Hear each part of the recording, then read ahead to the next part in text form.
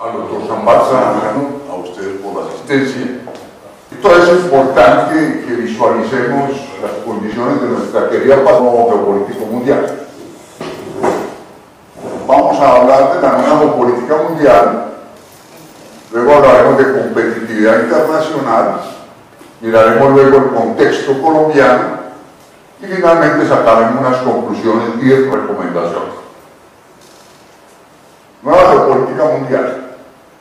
Muchos de ustedes estamos familiarizados con la geopolítica y aquí tenemos unos expertos, por aquí al doctor Francisco Restrepo, que nos da clase a repasar el concepto para aquellos que no lo tengan muy claro.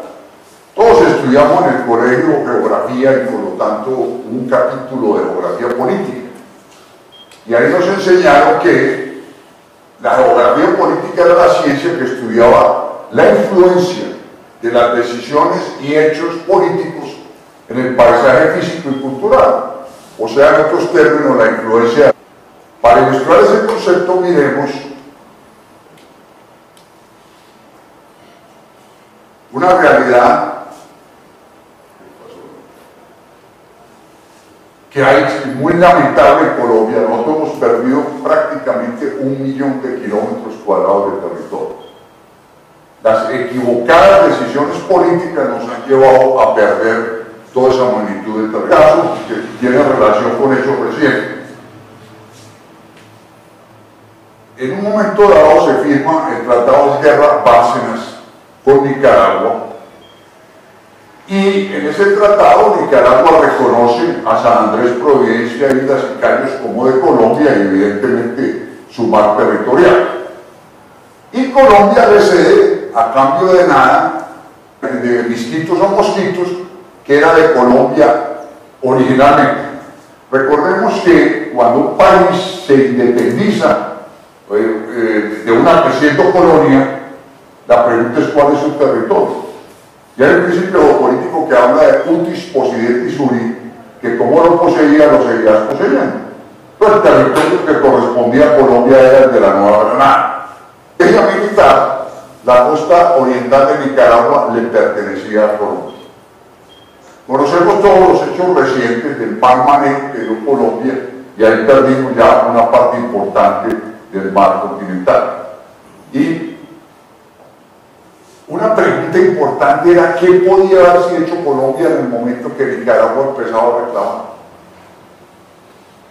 Un error anterior fue la guerra de la ofensiva Falkland.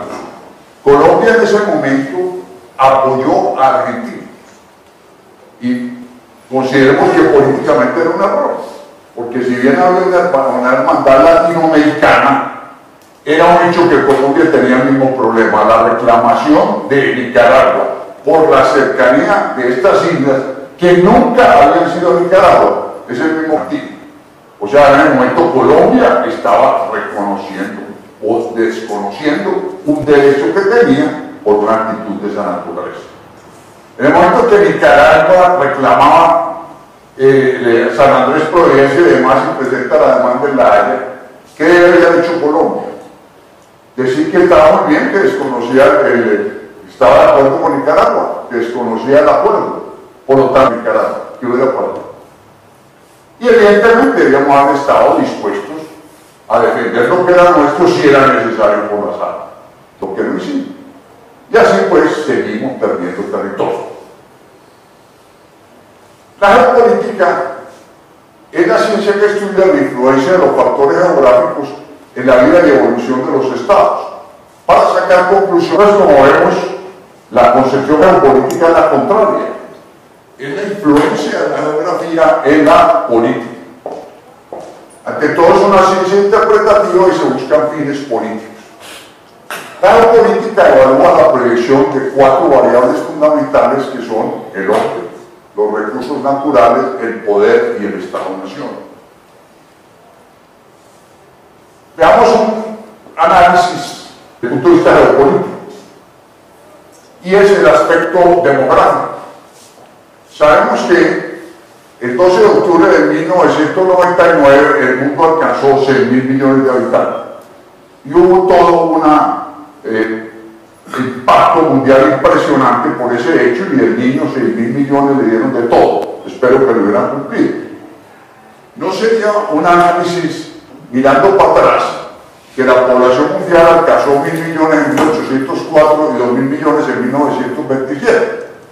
Entonces, al mirar esto diríamos, desde 1804 a 1927, o sea, en 123 años, se duplicó a la población mundial. Eso no dice nada.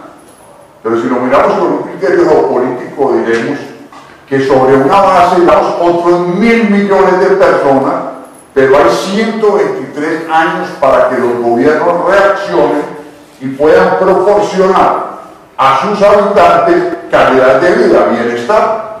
Entonces les puedan proporcionar salud, educación, etcétera, etcétera.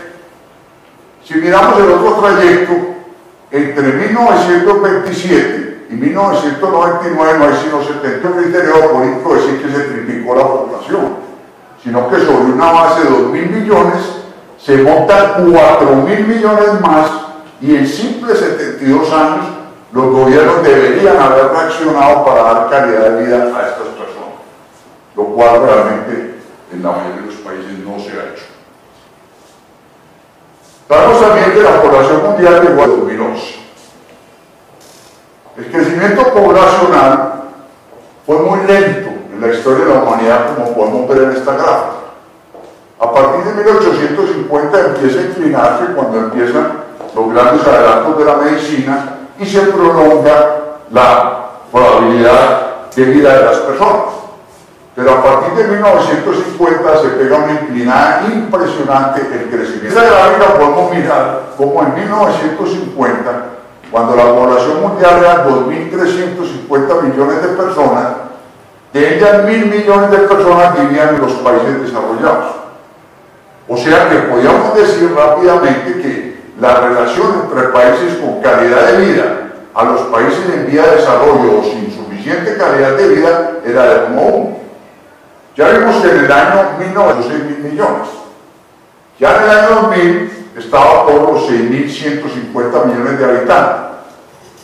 Y si observamos aquí en el gráfico, los habitantes del país con calidad de vida escasamente alcanzaban los 1.250 millones de personas, y la gran diferencia del crecimiento se dio en los países en vía de desarrollo.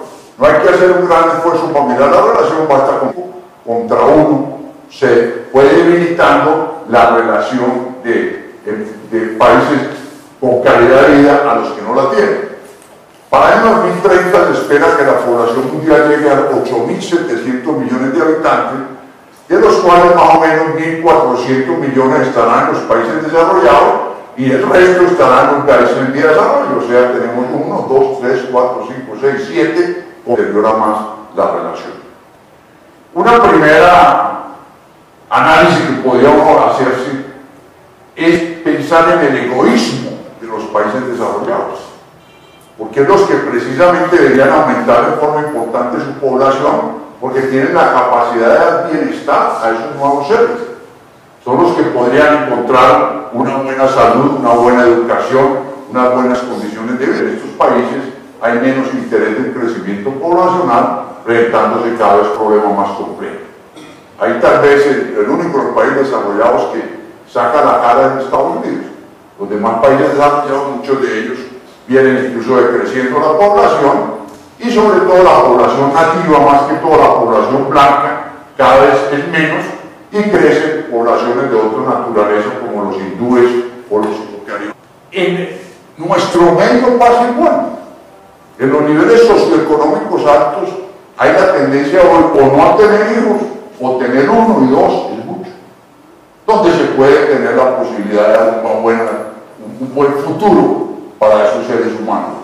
En cambio, donde no tienen tantas oportunidades es donde hay un gran crecimiento poblacional. Eso lleva a cada vez una desigualdad en el mundo.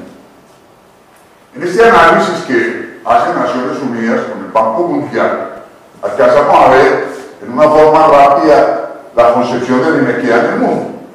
Si miramos aquí lo que dice América del Norte, donde contempla a Estados Unidos y Canadá, no contemplan a México, tienen 28,8% del Producto Bruto Mundial. Si miramos el Asia, con 728 millones de habitantes, es decir, a grandes números, un poco más del doble de América del Norte, tienen la tercera parte del Producto Bruto Mundial, 33,6%. ¿Qué podemos deducir de ahí? Que Europa es muy rica, pero evidentemente Norteamérica es muchísimo más rica. Pero si comparamos con el Asia, con 3.000, en relación con los 300 de América del Norte, es decir, 10 veces más de población, tiene la cuarta parte del Producto Bruto Mundial, el 25%. Son países muy pobres, porque vemos la relación al comparar 300 con la 29% frente a 3.600 con el 25%. Aunque hay un desarrollo en la China y una parte de la India, el resto sigue teniendo unas posiciones bastante paupérrimas. Si miramos el África con 763 millones y lo comparamos con Europa y Rusia, más o menos el mismo número de habitantes, tiene el 3,9% del Producto Mundial. O sea que es muy poco. Y América Latina está en un punto intermedio. Recordemos que se dice que aquellos que ganan menos de $2 al día, y hagamos la cuenta, uno con $2 que haría, escasamente menos de 4.000 pesos. Pues es muy difícil que una persona pueda darse los 3 golpecitos de comida, poder tener salubridad, poder tener higiene y otra serie de cosas. Y más o menos casi la mitad de la población mundial está en esas condiciones. $1 al día son la franja de miseria, donde hoy hay mucho más de 1.000 millones de personas en el mundo. O sea que ahí vemos la inequidad existente en el mundo. Me encanta Mafalda y por eso la traigo aquí. Y encontramos a Mafalda que está conversando, como es un hábito en ella, con el mundo, y se hace la pregunta: ¿qué habrán hecho algunos pobres sures para merecer ciertos no? Si observamos la pirámide poblacional mundial, encontramos que en la cresta de la pirámide, donde hay 30 millones de personas, son aquellos que tienen ingresos superiores a $1 millón al año. El siguiente nivel, donde son 400 millones de personas en números redondos, con el 8% de la población mundial. La franja intermedia, 1.066 millones con el 14% de la población, y la gran base con más de 3.000 millones de personas con el 68% de la población. La pirámide de ingresos es totalmente falsa. Entonces, los súper ricos y ricos tienen el 82,2% y el 8,7% de la población mundial.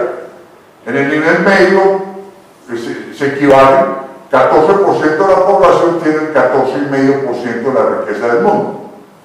Pero el 68% de la población mundial no tiene sino el 3% de la riqueza del mundo.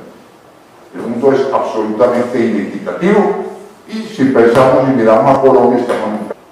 Y haríamos mal en decir que ante esta situación de inequidad, parte de relación con la demografía, que no se haya hecho nada, pues seríamos un poco injustos. Se ha hecho esfuerzo, pero esfuerzos muy débiles. Kofi Annan, venido del África, cuando fue secretario general, aprovechando de la era cristiana, lanzó lo que él llamó la Cumbre del Milenio, con una serie de metas para buscar el fortalecimiento del mundo y luchar contra la inequidad. Una de las metas es que para el año 2015, que ya está próximo, se rebajara a la mitad, es decir, sobre la cifra en el momento que se pidió, que no hubiera estado la miseria en el mundo. Hay que reconocer que Colombia ha cumplido esa meta. Algunos países la han cumplido, pero no todos la han cumplido.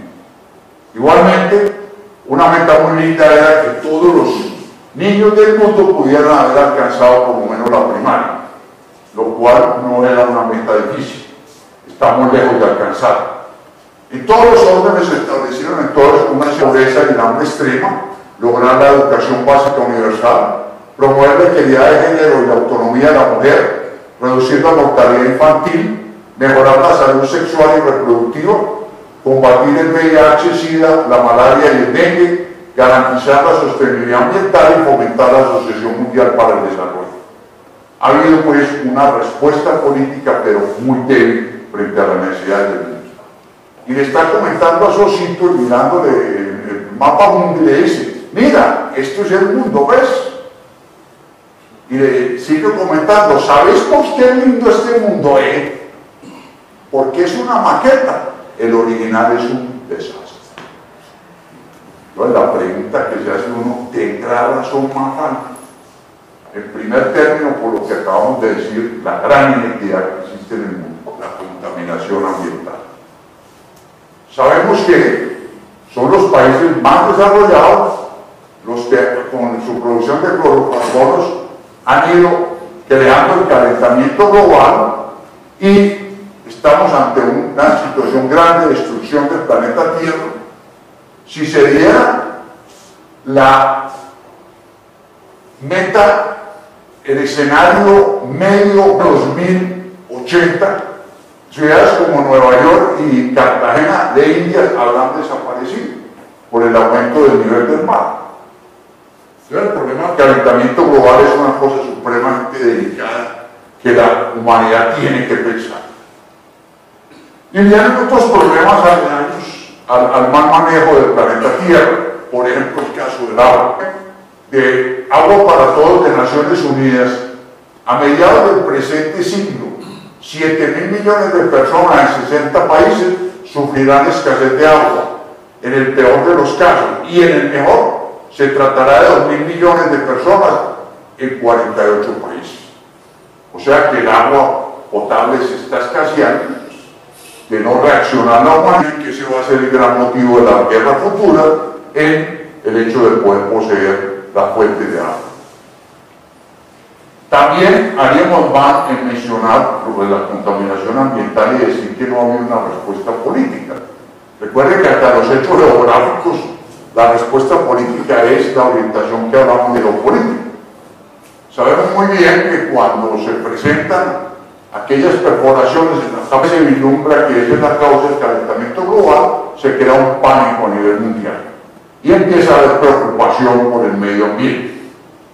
Eso se da hacia el año 1987, en el año 2000, Naciones Unidas, en una asamblea extraordinaria en la cual participaron todos los países del mundo, nos comprometió a toda esta generación de entregarle a la próxima generación al mundo que recibimos y haciendo un gran esfuerzo por mejorar. Es decir, no seguir deteriorando el planeta Tierra. Y ahí surge el famoso término del desarrollo económico sostenible, para trabajar en la generación de desarrollo y de riqueza, pero sin agotar los recursos naturales, crecimiento económico elevado y estable, protección del medio ambiente y uso prudente de los recursos naturales, desarrollo tecnológico y promoción social. Ha habido una respuesta, pero como también vemos, bastante. Esto llevó al concepto de hoy, el desarrollo sostenible. Por mucho tiempo lo que importaba era el desarrollo económico, no solamente a nivel de los países, sino también de las empresas. En un momento dado empieza a haber la necesidad de pensar en el hombre y la sensibilidad social, y a raíz de esta situación preocuparse también por el ambiente, el medio ambiente. Entonces hoy hablamos de que cuando hay relación entre lo económico y lo social, hablamos de equidad. Cuando hay relación entre lo económico y lo medioambiental, hablamos de viabilidad. Entre lo social y lo medioambiental, de que sea vivir. El desarrollo sostenible entonces es un mundo vivible, viable y equitativo, donde se le dé todo lo social y lo medioambiental. Esto llevó a que muchas empresas del mundo se preocuparan por el desarrollo sostenible, y es cuando se crea el Pacto Mundial. Las empresas que suscriben el Pacto Mundial se comprometen a preocuparse por los derechos humanos, por el trabajo, por el ambiente y en la lucha anticorrupción. En los derechos humanos, apoyar y respetar, y no ser cómplices de la vulneración de los derechos humanos. En cuanto al trabajo, en primer lugar, apoyar la libertad de afiliación y el reconocimiento efectivo del derecho a la negociación colectiva, apoyar la eliminación de toda forma de trabajo forzoso o realizado bajo coacción, apoyar la erradicación del trabajo infantil y apoyar la abolición de las prácticas de discriminación en el empleo y la ocupación. En cuanto al preventivo que favorezca el medio ambiente, fomentar las iniciativas que promuevan una mayor responsabilidad ambiental y favorecer el desarrollo y la difusión de las tecnologías respetuosas con el medio ambiente. Y en cuanto a anticorrupción, trabajar contra la corrupción en todas sus formas, incluidas extorsión y soborno. Con satisfacción hay que decir que hoy hay un importante número de empresas colombianas que han suscrito a factores bastante exigentes en su cumplimiento.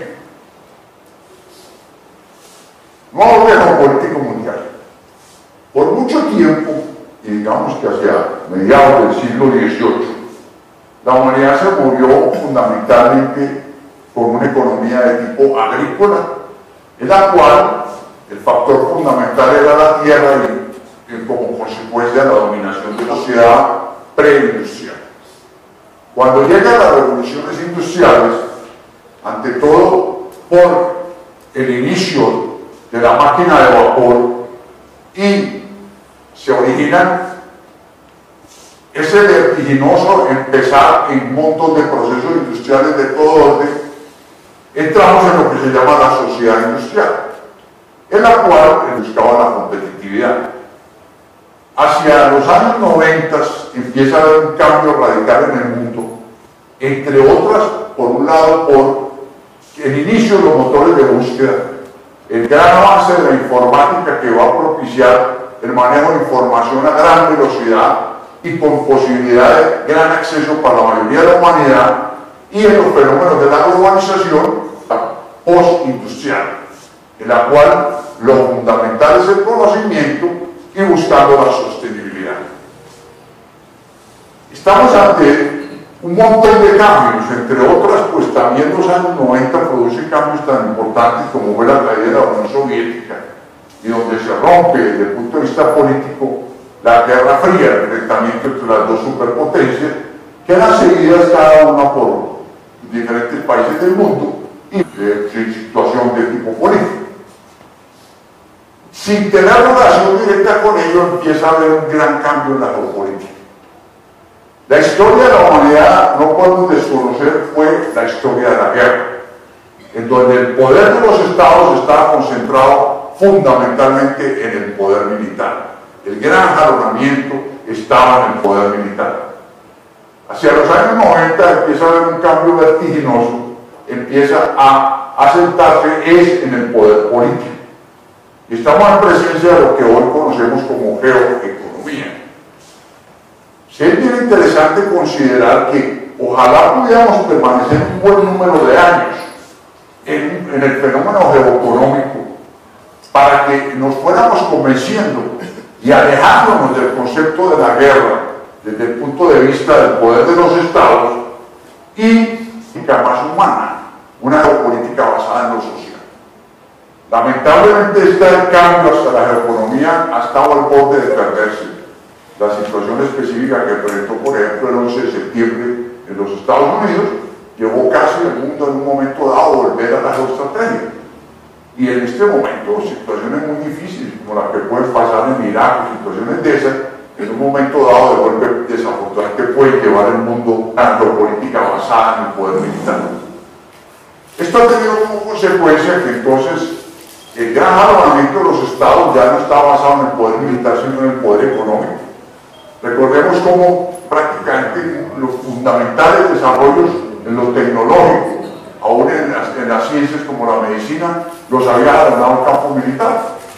Es bien notorio ver en la carrera por el dominio del espacio, cuando Estados Unidos logró que trajo eso de avances científicos en todos los ojos, incluyendo en la medicina.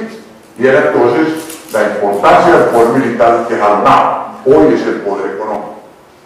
Pasamos entonces del bipolarismo al poder, como mencionábamos, y desde el punto de vista político o multipolarismo, la tecnología militar empieza a ceder ante la tecnología productiva, a pasar de la soberanía nacional hacia una participación global desde el punto de vista económico, de la lucha ideológica entre los países de origen marxista-leninista a los países capitalistas de origen liberal, se pasa a un pragmatismo político y económico, Se pensó que las culturas locales iban a ceder ante una villa global planetaria, lo cual no ha sucedido. Se unieron económicamente, pero no lo hicieron políticamente.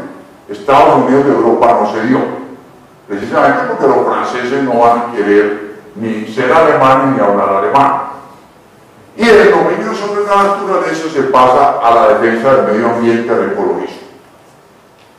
Esto nos lleva a una serie de megatendencias mundiales muy importantes, la creación de bloques económicos. Desafortunadamente el bloque económico de América hace ese sentido equivocado, porque hoy hay que pensar que ser de derecha o izquierda hoy no tiene sentido. Cuando estábamos en plena Guerra Fría teníamos una significación muy grande ser de derecha o izquierda, estar alineados con un lado u otro. Hoy cuando decimos que somos de derecha o izquierda no estamos pensando con la cabeza y no con el corazón.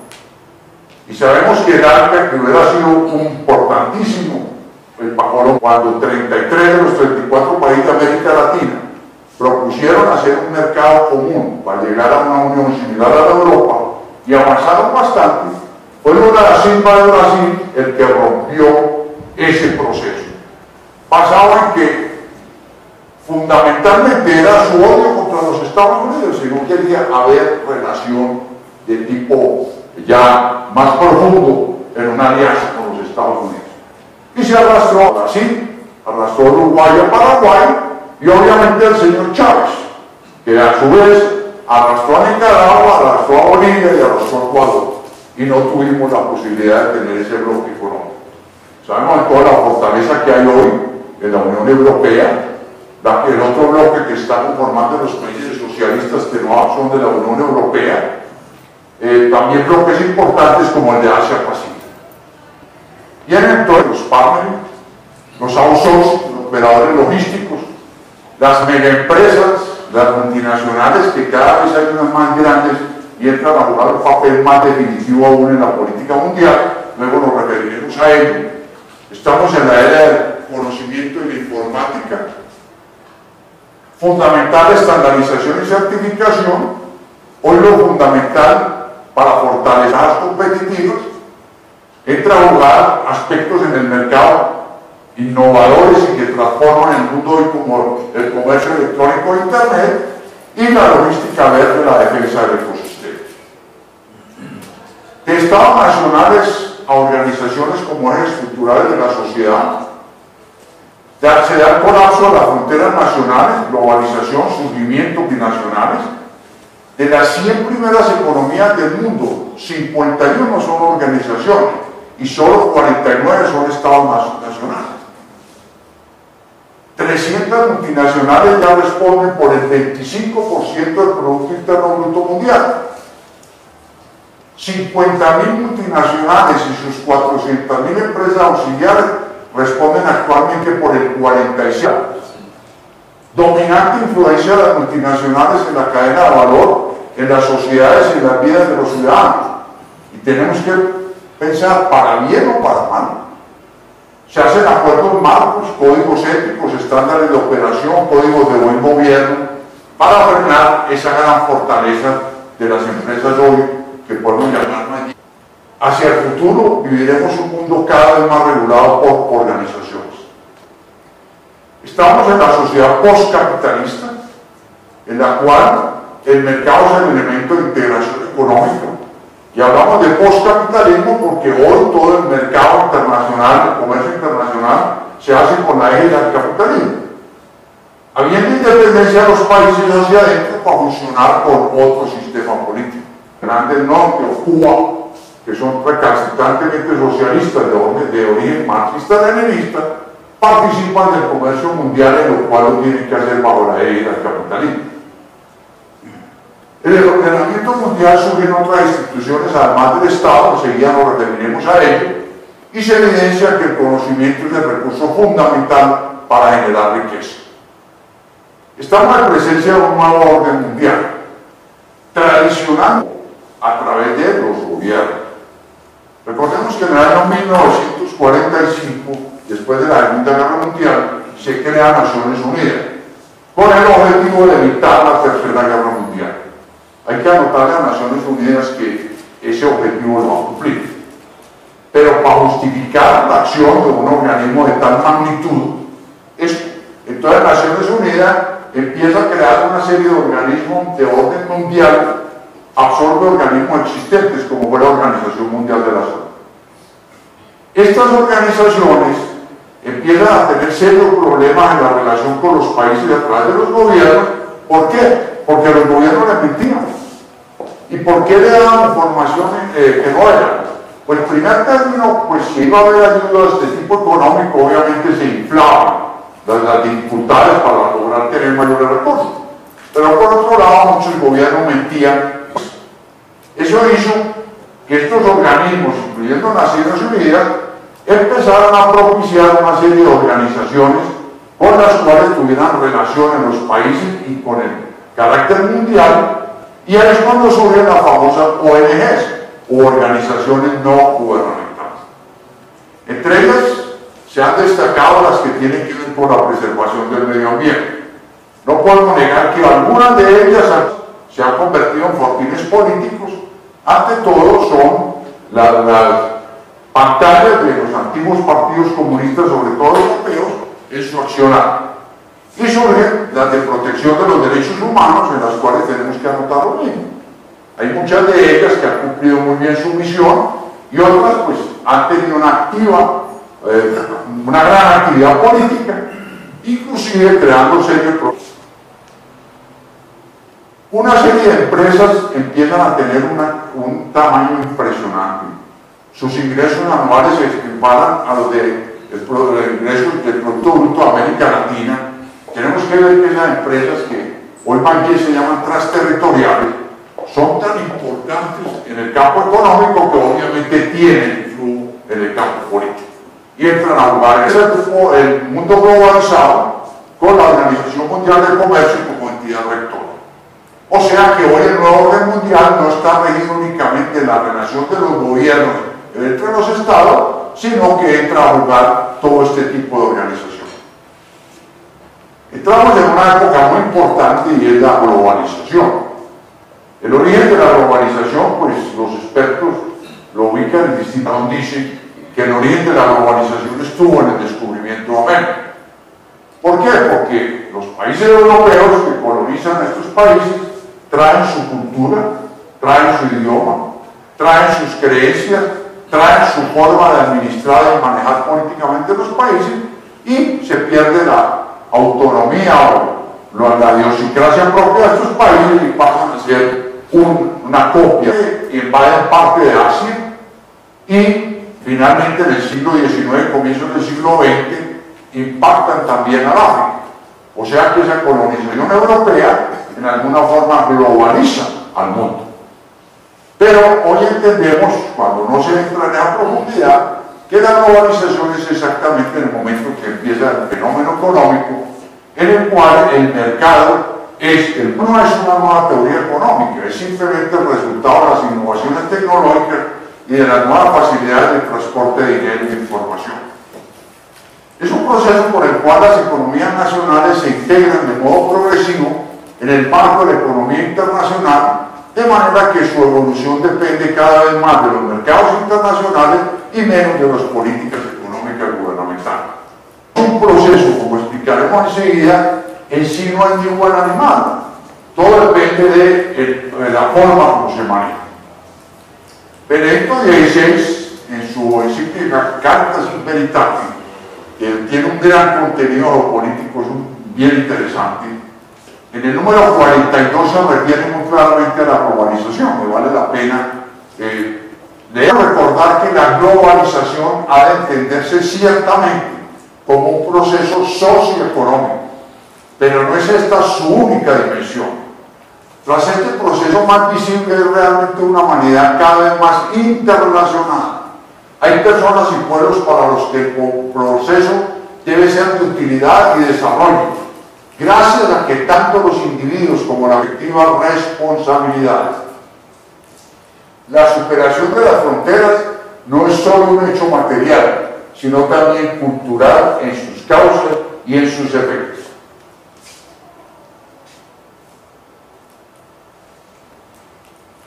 La La globalización no es a priori ni buena ni mala. Será lo que la gente haga de ella. O sería una actitud errónea, preconcebida, que acabaría por ignorar un proceso que tiene también aspectos positivos, con el riesgo de perder una gran ocasión para aprovechar las múltiples oportunidades de desarrollo que ofrece. Hoy en Colombia no podemos hacer la discusión si le jalamos a la globalización o no. Es que la globalización es una realidad y lo que tenemos que mirar es cómo nos podemos cubrir de los riesgos que ella implica.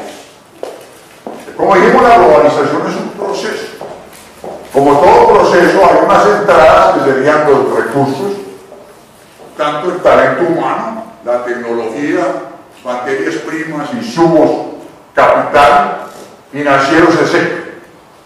Tales que propicien que la transformación se haga con competitividad, que los productos que se hacen en el país, recuerden que los productos no son solamente los bienes materiales, sino también los servicios y las ideas, sean de tal magnitud que puedan ser colocados en el mercado mundial, en el globo terráqueo, es decir, sean exportados. La globalización no quiere decir que es abrir el mercado para que vengan productos de cuanta país haya y bajo las que si los recursos nacionales de alguna índole, como puede ser una asesoría técnica o puede ser una pieza de un mecanismo, en producción del país no garantiza que el producto final sea competitivo internacionalmente, se pueda traer para mejorar ese artículo nacional y poderlo colocar en el mercado indiscriminadamente. Muchas personas miran con recelo la globalización y puede que tengan razón, porque no están entendiendo la globalización como es un proceso, sino que están mirando algunas de las herramientas utilizadas en la globalización, las cuales sí pueden ser la causa de los grandes problemas. Por ejemplo, una herramienta fundamental en la globalización es la apertura económica. O sea, que venga a mejorarnos un proceso y de esa manera podamos incursionar en el mercado internacional. Si no hubiera la posibilidad de dejarlo entrar al país y poder pagar, es decir, que hubiera apertura económica en ese sentido, no pudiéramos traer el técnico. O no pudiéramos traer el mecanismo que requerimos para la máquina que hemos producido. Entonces la apertura económica debe ser acorde para vender productos competitivos a nivel internacional, pero no es abrir indiscriminadamente el mercado. Recordemos que en Colombia se hizo la apertura económica en el año 1991, donde tenemos que reconocer equivocadamente el presidente Gaviria, aprovechando unos atribuciones para legislar en materia económica que le había dado el Congreso de la República, y amanecimos al otro día con apertura económica prácticamente total. A partir de ese momento el país empezó a inundar de todo tipo de productos. Basta ver en los supermercados. Desde ese momento, no es un problema reciente, totalmente inundados con productos de todas partes del mundo. Fíjense que nosotros pues todas las generaciones, como por la historia, lo básico era el maíz. Y el maíz pues, es una característica que tiene para nosotros que se produce en todos los climas. Si ustedes van a un supermercado van a encontrar que el 70% del maíz viene de los Estados Unidos o de España, que todo es transgénico, y todo eso ha ido en contra de la economía nacional y de la agricultura. Entonces el error ha estado en la apertura económica, en la mal hecha de la apertura. La apertura económica, no puede el país en un momento dado de la noche a la mañana estar en capacidad de enfrentar la competencia internacional, que fue lo que no se hizo.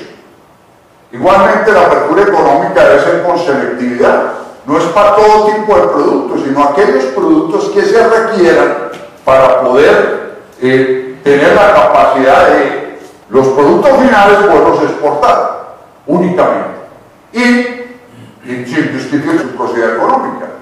Los países que quieran tener relación económica con Colombia en el sentido de recibir productos colombianos, Colombia también permitiría recibir productos de ese país, pero no como ha sucedido con muchos países que sin comprarle un solo dólar a Colombia, sí tienen importantes ventas en el país. Los principios básicos de la globalización pues son el libre comercio, rápido y eficiente, y el mercado común como único conductor de la economía. Es bien interesante mirar esto porque pues, el concepto postcapitalista es ese, el mercado es el mundo entero y el libre mercado en las relaciones internacionales. Y entra a jugar el concepto de que el Estado debe ser pequeño en el sentido que el Estado es una empresa y los gobernantes deben estar dedicados a eso, a manejar esa empresa tan complicada y no estar participando en un montón de negocios, porque tienen que estar pendientes de las juntas directivas de qué pasó en los negocios y se está distrayendo. Ese es el sentido. Entonces de ahí ha surgido el concepto de la privatización. Por ejemplo, un estado como era Suecia. Suecia era un país socialista, no socialista democrático, con un gran desarrollo. Muchas de las empresas que nosotros conocimos y teníamos grandes relaciones aquí, como por ejemplo la Ericsson, que manejó gran parte de la telefonía en Medellín por muchos años, era una empresa del Estado sueco. Cuando yo trabajaba como gerente general de Criogas, nuestra competencia era ANA, una empresa también del Estado sueco. Brown Boveri, que muchos de ustedes conocen por acá, o la Volvo, en los equipos de minería, etcétera. Todas estas empresas suecas fueron vendidas por el Estado sueco para poder entrar a la Unión Europea. Fue una condición dentro del concepto de la globalización. ¿Qué pasó en Suecia? Pues estas empresas pasaron a manos privadas y el Estado sueco, ¿qué hizo? Mejorar el bienestar de los suecos. Hoy sabemos que un sueco puede estudiar hasta el nivel que quiera, puede que uno o varios posgrados. Todo ese tiempo no es que le pague el Estado a la universidad, sino que el Estado lo sostiene en las mejores condiciones. El Estado sueco hoy le da toda la salubridad en las mejores condiciones a todos sus habitantes. Las vacaciones, de paga vacaciones, muchas de las personas con más de pasar 15 días a la Costa del Sol en España, ahora que empieza el verano va a estar lleno de suecos allá, asoleándose sus blancas carnes por cuenta del Estado sueco. Entonces uno diría, qué maravilla la privatización, ¿sí? Pero ¿qué ha pasado en Colombia?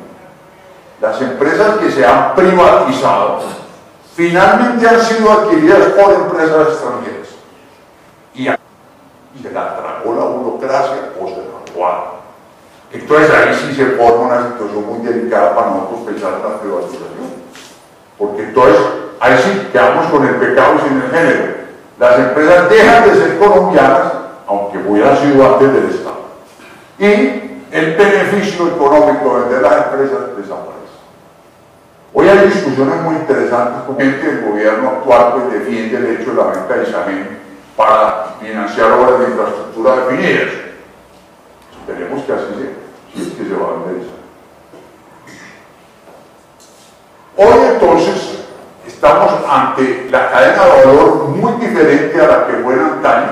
Hoy la cadena de valor empieza en el mercado, lo fundamental es el mercado. Ya ahora para abastecer un mercado que se tiene totalmente o parcialmente y se encuentra quien maquila el resto, o incluso más adelante si estamos aún produciendo la totalidad del producto, si nos conviene o no producir las materias primas o se las compramos al experto. Hoy lo fundamental es el mercado, no es al revés, no es desde las materias primas como era antes, como era, para poner un ejemplo, la industria del cemento. La concepción de la economía tradicional, donde se nos había enseñado que la riqueza era creada por la tierra, el capital y el trabajo, donde el trabajo del esfuerzo humano, la tierra, la naturaleza, el capital, el poder adquisitivo, expliquémoslo rápidamente solamente con un caso, que podría ser entonces el concepto de naturaleza. Entonces, el propio territorio debería ser donde se ejecutaba la gran transformación económica. Eso llevó a países como Inglaterra a expandirse por todo el mundo, un concepto geopolítico. Por ejemplo, la industria textil inglesa, la más importante del mundo, originalmente pues los grandes productores de paños, los paños se hacen con lana mejor para producir ovejas que allá la isla de Bretaña donde está Inglaterra.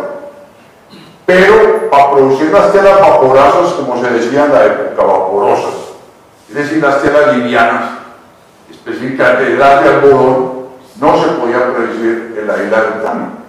Y esa fue la razón por la cual Inglaterra invadió el norte de Europa. Ustedes saben que las telas de algodón pues, fueron inventadas originalmente, de ahí tener el suministro del algodón como fue desde la costa oriental de Estados Unidos. Cuando Estados Unidos se independiza, Inglaterra acelera el dominio sobre el norte del África para tener el suministro del algodón. Tanto Francia como Inglaterra se batieron por las telas finas, o sea, las telas de seda, que se hacen con el gusano de seda. Y eso explica en parte el dominio de Francia en áreas como puede, o áreas en Asia dominadas por Inglaterra, acaban de ver a Hong Kong. Y la India, recuerden que las telas de seda se originaron tanto en la India como en la China. Y eso fue lo que hizo que se expandieran para tener la producción de materias primas desde su propio territorio. Va a ser el doctor Peter Drucker quien en un momento dado hace un análisis de fondo y dice, sino que es el conocimiento. Y expliquémoslo rápidamente con un solo ejemplo. Por ejemplo, Japón, que es el primer productor mundial de acero, sin tener ninguna de las materias primas en su territorio, porque no producen ni mineral de hierro, ni producen el coque. Es el primer productor mundial de acero. Y como le explicaba el doctor Drucker, pues eso es conocimiento. Primero, ¿qué tenía mineral de hierro? Pues eso es conocimiento. Segundo, ¿cómo se negocia? Que no es fácil, los japoneses son excelentes negociantes. Eso es conocimiento. Tercero, ¿cómo se transporta? Estamos hablando de grandes volúmenes. Conocimiento. Y cuarto, ¿cómo se transforma? Primero, convertir ese mineral de hierro con el coque, pues recuerde que se enfría hasta, se lleva hasta el punto de fusión del mineral de hierro en presencia de ese gran metal creado por el hombre que es el acero, con diferentes aleaciones y lo que fuera. Y entonces es la primera fase, pero la segunda fase es convertir ese acero en productos terminados. No hay quien lejos, si miramos aquí en Medellín, más de la mitad de los carros que circulan por las calles tienen partes o componentes fundamentales de origen japonés. Tanto los que tienen marca japonesa, coreana, sobre todo motores y demás, todas esas piezas son de acero hechos en Japón. Los grandes tanqueros que hoy circulan en el mundo, los buques, son hechos en acero producidos en Japón. Y Japón sigue siendo el primer productor mundial de acero. Entonces no era tener en su propio territorio las materias primas, es el conocimiento. Igualmente sucede si miramos el aspecto trabajo y el aspecto capital. Esto transformó totalmente el concepto en el mundo, porque al ser el gran generador de riqueza el conocimiento, es decir, detrás está el talento humano, se empezaron a cerrar una serie de rutas. La intensividad de mano de obra, que para estos países jugaba un papel importante, la intensividad de materias primas, los commodities y demás, y la producción de alimentos como fuentes de riqueza. Y se empezaron a abrir otras rutas en la organización postcapitalista, la intensividad del conocimiento y la intensividad de gerencia. Y ya vamos pensando en Colombia. ¿A dónde debemos estar dirigiéndonos? Hacer un gran desarrollo en el conocimiento. Obviamente detrás de todo eso está la educación. Y obviamente en tener unos buenos empresarios que sepan manejar toda esta maravilla, como vamos enseguida, que tenemos de riqueza en esta querida patria.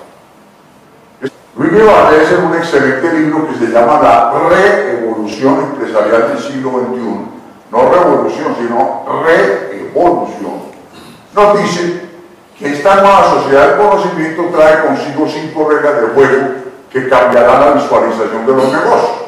Primero, valor agregado derivado del conocimiento. Segundo, la información como insumo básico de producción. Tercero, revolución de la vida como nueva estrategia empresarial. Quinto, la innovación como estrategia permanente de cambio. Si vamos a pensar en nuestra querida patria Colombia, ninguno de estos aspectos está en las grandes políticas nacionales.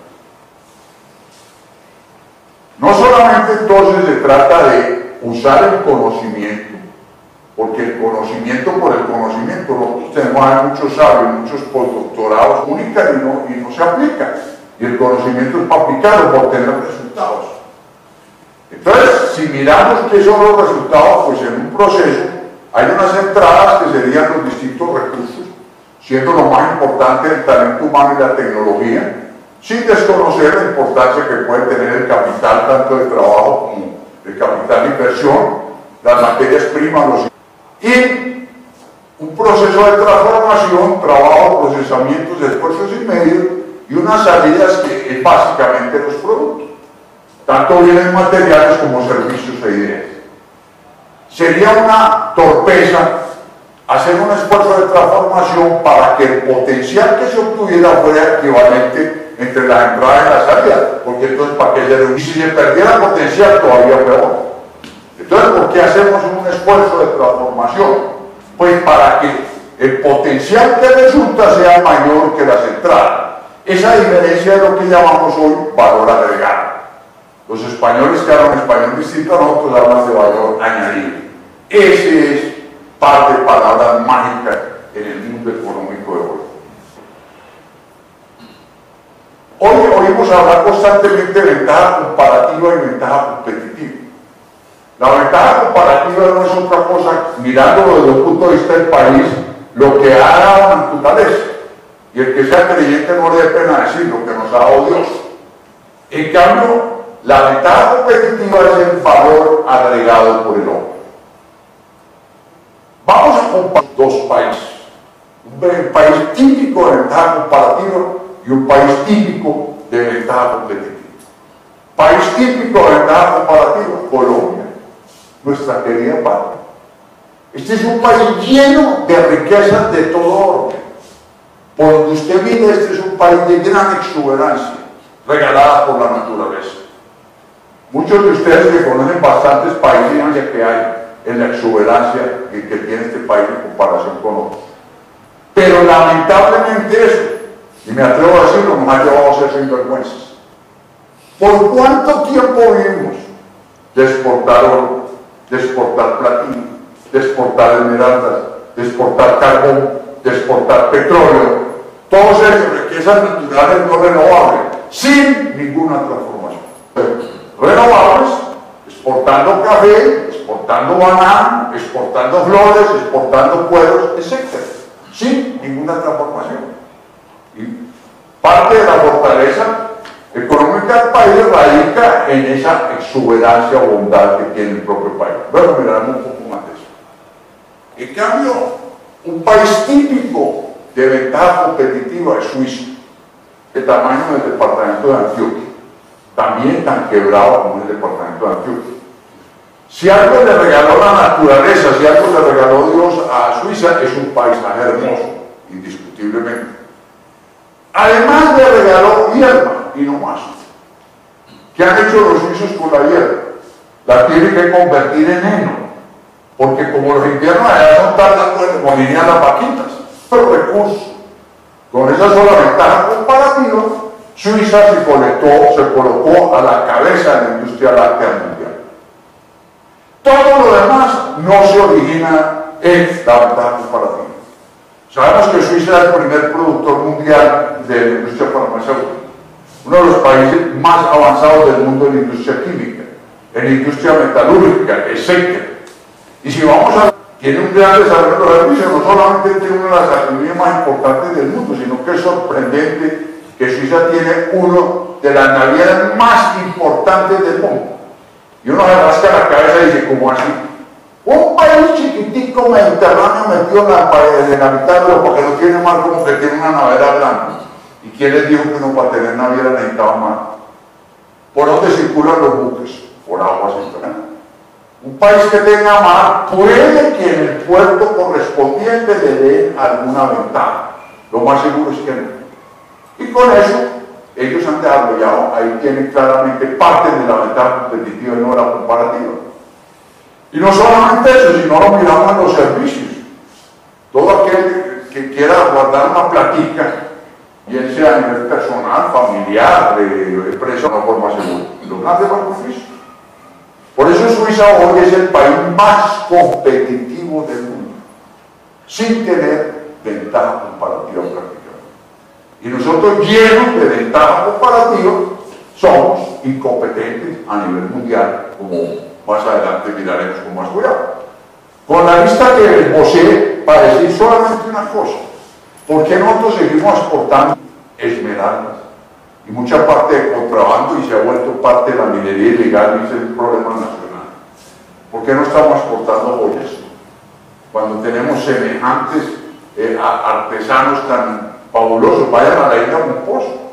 Aquí tenemos unos joyeros fabulosos, lo que vamos a estar exportando de una vez ese oro, ese platino, y a lo mejor sí tenemos que importar algunas piedras como puede ser diamantes, dando joyas, no exportando los productos en bruto.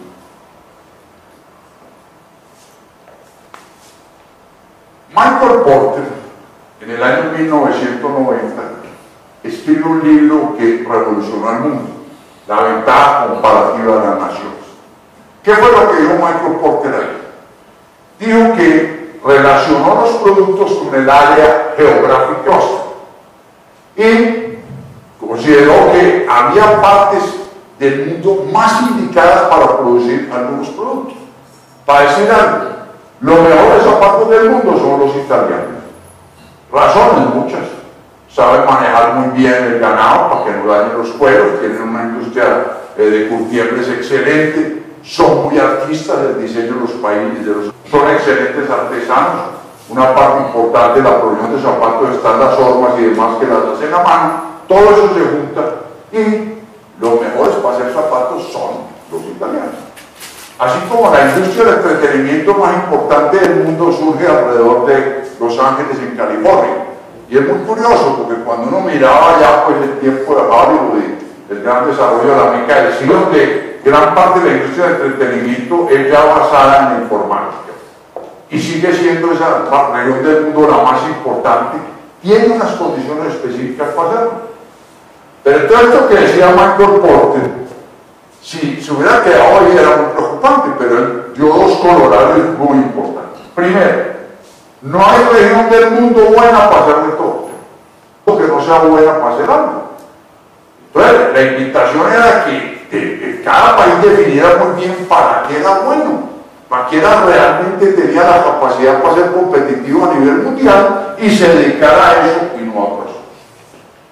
Hay muchas cosas en la historia nacional que son muy dolorosas. En el año 1996, nos invita el gobierno colombiano a Cartagena, con todo confort, para el lanzamiento del informe Monitor para Colombia.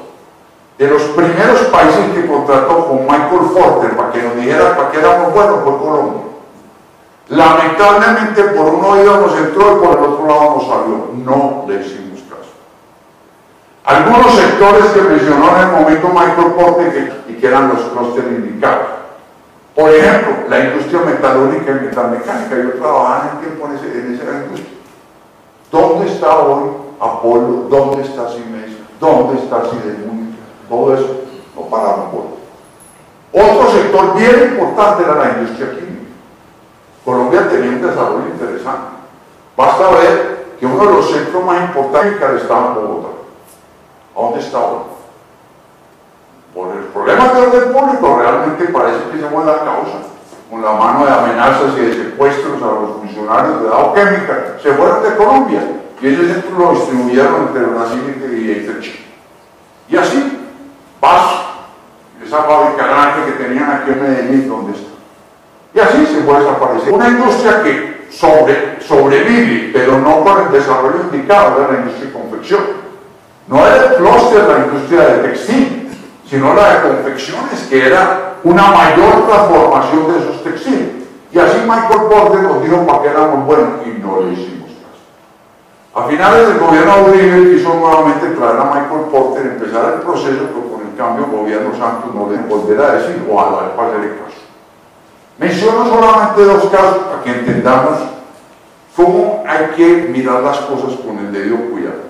Michael Porter le dijo a la India que eran buenos para hacer software y ellos no tenían ningún desarrollo. Hoy la India está a la cabeza del mundo en producción de software. ¿Qué hizo? Localizó. Este es un país de contrastes, con gente muy preparada, con gente totalmente ignorante, por otra gente muy pobre y por otra lado mucha gente con mucha riqueza, un país de contrastes. Había mucho donde escoger. Y probablemente lo mandaron a esas personas que escogieron a aprender a hacer software, a donde saben hacer software, y sigue siendo los grandes inventores en el mundo, que es los Estados Unidos. Pero lo que hizo en la India tan sabio, esta para que aprendieran a hacer software y regresaran a la India, sino fueran, aprendieran a hacer software y regresaran con los contratos comerciales. Y es lo que están haciendo. Por eso lo colocaron a la cabeza del mundo. En un momento dado, Finlandia le dice Michael Porter para que vuelva. Hay algo que sonaba muy obvio. Hoy está bien porque tienen pues las condiciones específicas para producir los árboles y obviamente haciendo toda la transformación, creando la ventaja competitiva. El segundo país productor de papel pues es Canadá y el tercero es Chile. Pero cuando le dio Michael Porter que eran buenos para electrónica, no tenían ningún desarrollo en electrónica. Tenían las condiciones. Se pusieron a analizar, no crear productos para entrar en competencia con Japón y los Estados Unidos, que eran los grandes productores, sino que se pusieron a inventar un producto nuevo que saliera en el mercado de electrónica y fueron los grandes inventores del teléfono celular. Hoy más del 60% de los celulares del mundo en alguna forma cotizan algo a finlandeses, o porque tienen licencias, o porque tienen concesiones desde el punto de vista de tecnología, etc. Y es una de las fortalezas de Finlandia. Entonces, hay que entender muy bien este concepto entonces de la competitividad y dedicarnos a lo que son, no coger con escopeta regadora a tratar de producir de todo, aunque probablemente no somos un clúster y no tenemos eficiencia. Pero tengo una expresión muy cuidadosa, pero no vale ni la pena leer. Porque un país no es competitivo internacionalmente cuando saca su producto al mercado internacional y lo puede vender, es decir, cuando puede exportar. Y si no exporta, no es competitivo, para que no le demos cuenta de eso. Entre los informes de competitividad, pues hay dos grandes fuentes que lo producen. El más importante lo produce su informe. En el último informe, el reporte global de la competitividad, se basa en 12 pilares fundamentales que ahí están esbozados. No entremos en todo el detalle para no alargarnos. Por ejemplo, en los requisitos básicos están las instituciones, la infraestructura, la estabilidad macroeconómica, la salud y la educación primaria. En cada uno de esos. Y cada uno de estos pilares está basado en una cantidad importante de variables que el informe del World Economic Forum. En el último informe encontramos, ahí están los 10 países más competitivos del mundo.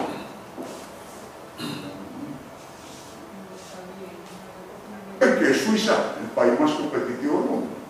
Pero usted mira, de esos 10 países hay de Asia Pacífico 1, Singapur, 2, Hong Kong, 3, Japón. De América, los Estados Unidos. Y los restantes 6 países son europeos. Europa sigue estando a la cabeza de la competitividad mundial. Los famosos países del BRICS, los famosos grandes países emergentes, Brasil, Rusia, India, China y Sudáfrica. Si ustedes observan, la China ocupó el puesto 29 entre 148 países, pero los restantes, Sudáfrica, Brasil, India y la Federación Rusa, están entre los puestos 53 y 64, cuando entre 148 países. Mirado desde ese ángulo nomás, podríamos tener una esperanza de poder nosotros tener un desarrollo mayor y acercarnos a estos otros 4 países. Sí estamos muy lejos de la posición competitiva de la China, pero entre los famosos países de BRICS podemos jugar un papel. Si miramos los países de América Latina, el país más competitivo pues que es un apéndice de los Estados Unidos, y le sigue Chile en la posición 34, que es el país modelo sin lugar a dudas de América Latina. Panamá, Barbados, Costa Rica, México, Brasil, Perú, y sigue Colombia con el puesto 69. Vale la pena de una observar, para ir mirando ciertos detalles. En mi opinión, hoy un país está donde en ser competitivo, en participar en este mundo globalizado en una forma efectiva. No como se dice un montón de cifras y no sé qué para decir que el país, no sé qué cifras que a veces son amañadas para tratar de mostrar. La posición real de un país es que tan competitivo es a nivel mundial. Y como estamos viendo, la seriedad del informe del World Economic Forum nos da claridad. Miremos pues del socialismo siglo XXI, si son realmente para nosotros el norte, que lamentable y peligrosamente nos estamos acercando por un lado. Empecemos por Venezuela. Ocupó en el último informe 2013-2014 la posición 134 en competitividad mundial. Y si miramos en el año 2002, en 12 años se ha deteriorado de semejante manera. Miremos aquí, por ejemplo, Nicaragua ocupaba la posición 70 en el 2002, hoy ocupa la 99. Argentina hoy ocupa la posición 104, en el 2002 ocupaba la Bolivia, posición 71 en el 2002, 98 en el 2013-14. O sea, pues que estos países, el famoso socialismo siglo XXI lo está llevando a ser absolutamente incompetente. Y sabemos cómo están destruidas sus economías. Ese es uno de los factores indicativos. Esto nos lleva a pensar muy seriamente en la realidad nacional. Capítulo del contexto geopolítico colombiano, vamos al mismo informe del World Economic Forum. Este informe trae país por país una información muy amplia. Ustedes, los que vayan a exportar o necesiten contacto con un país, entren al informe del World Economic Forum y analicen el respectivo país, que ahí tienen toda la información. A manera de ejemplo, aquí tiene el caso colombiano. Muestra cuál es su posición. En esta telaraña muestra cómo es la posición relativa. Lo que está en negro es el promedio mundial y lo que está azul es Colombia. Colombia se está moviendo en el promedio mundial de competitividad, o sea que no es competitivo. Que para el competitivo que está por encima del promedio mundial. Y en los fríos ocupamos una posición muy poco ventajosa.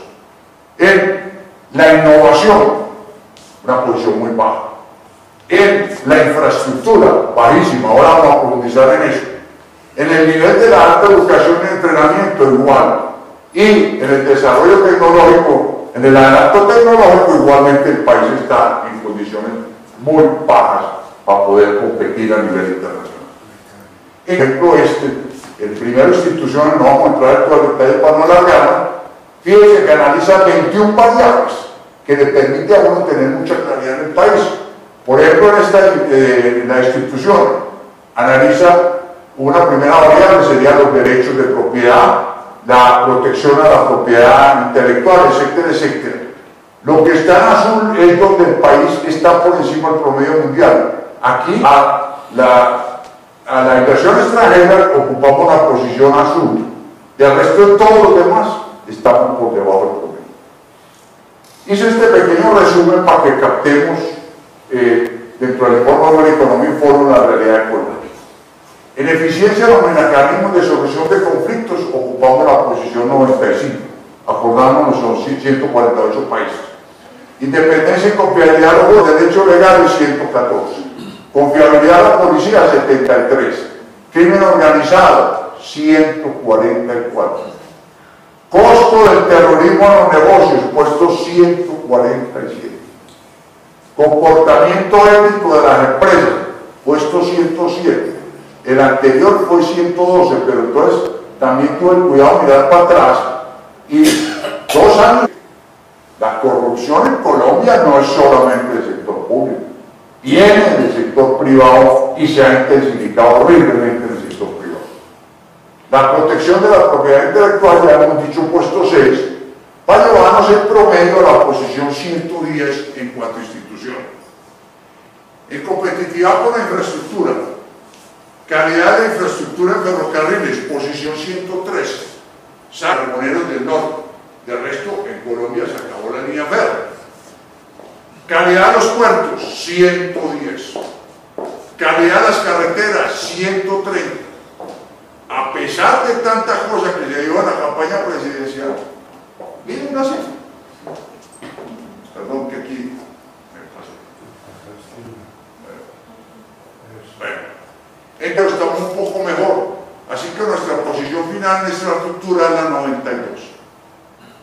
El famoso factor EM, eficiencia de los mercados, si sacamos, nos traemos del informe del World Economic Forum, encontramos en tasa de fiscalidad posición 143, cobertura positiva 113, hay mucha evasión. Pasos para abrir un negocio, posición 831. En el resto de mediciones terminamos algo mejor, así que nuestra posición final en el factor EM es 102. Con el fin de unir voluntades y buscar sinergias, como ustedes bien lo saben, hace 11 años se crearon en algunas ciudades capitales los comités Universidad, Empresa, Estado, cuya principal misión era mejorar la investigación, desarrollo e innovación tecnológica, las nuevas tecnologías, la competitividad empresarial y la creación de nuevas empresas. 3 de los 12 pilares dependen en gran medida del trabajo de dichos comités. Los resultados en estos 3 pilares en la medición 2013-2014 fueron: formación y educación superior, posición 60, actualización tecnológica 87 e innovación 69, entre sí. Al consolidar y promover estas 3 mediciones, terminamos en la posición 72, o sea, entre el 50% de los países más atrasados del mundo competitivo. Si miramos algo tan fundamental como la innovación y desarrollo, cuando Corea destina el 3,36% de su Producto Interno Bruto a la innovación y la tecnología, Colombia, recuerden que el presidente Santos se había comprometido a llevarlo al 1%. Y en el mismo informe del World Economic Forum encontramos este análisis que lo hace para cada uno de los países. Pero si observamos, el factor dominante entre los factores para hacer negocios es la corrupción. Qué tristeza. Grave. Colombia es de los... Sigue el aspecto de la inadecuada infraestructura, la ineficiencia por la burocracia oficial, el acceso a financiación, etcétera, como ustedes pueden ver. Y en cuanto a la posibilidad de golpe de Estado, Colombia está muy bien porque lo clasifican de que no hay posibilidad de golpe de Estado. También es importante observar en el último informe del Banco Mundial cómo Colombia da fuerza laboral es informal. Y ahí está bien donde nos echan cuentos, que ha aumentado el empleo. Pues claro, si los tipos que están dando piruetas en los semáforos lo están contabilizando como que tienen un ingreso. Bueno, rápidamente observemos lo de los tratados de libre comercio. Recordemos que hay varios tipos de tratado de apertura económica. Se llama de libre bienes y servicios, donde no interviene ni el capital ni la mano de obra. Es unión aduanera cuando se tiene un arancel externo común. Hablamos de un mercado común donde también entran los factores de producción, o sea, el capital y la mano de obra, y se llega a niveles de la integración total como va avanzada la Unión Europea hasta con moneda única. ¿Qué experiencias anteriores tenemos en Colombia? CENTA, que fue un fracaso. El Grupo Andino, el CAN, también fracaso. E3, Colombia Caricón, el ALCA que desapareció por lo que hemos dicho. Ahí andamos medio coqueteando, acercándonos al ALCA. Pero de una, aunque no podemos profundizar en estos temas, la razón fundamental, a mi juicio, por la cual fracasamos en la ALCA y fracasamos en el Grupo Andino, es porque la integración no se hace con gente, se hace con personas. Y es absolutamente necesario crear una cultura de integración.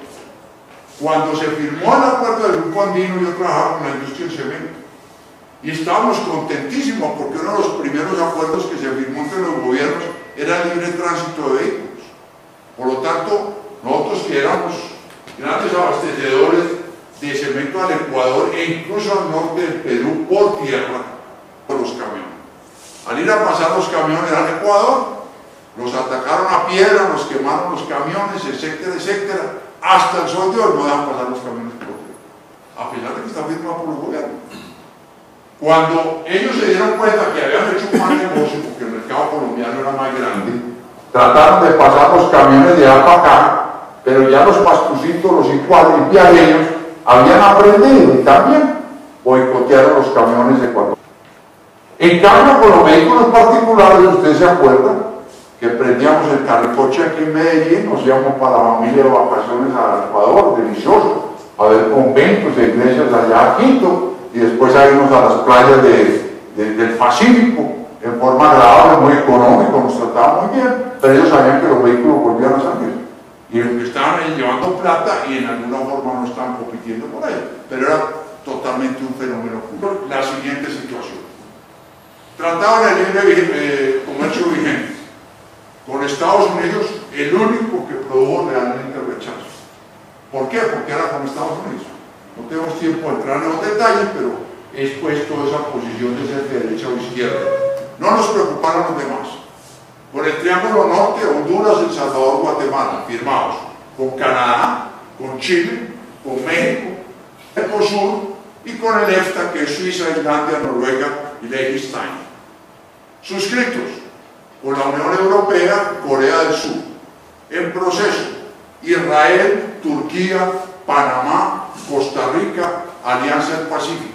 Y probables con China, Japón, Australia. Hay que hacer una pregunta. La expansión comercialmente sin contraprestación. Nos dedicamos a firmar tratados de libre comercio con todo el mundo sin tener claridad y probablemente sin tener los medios.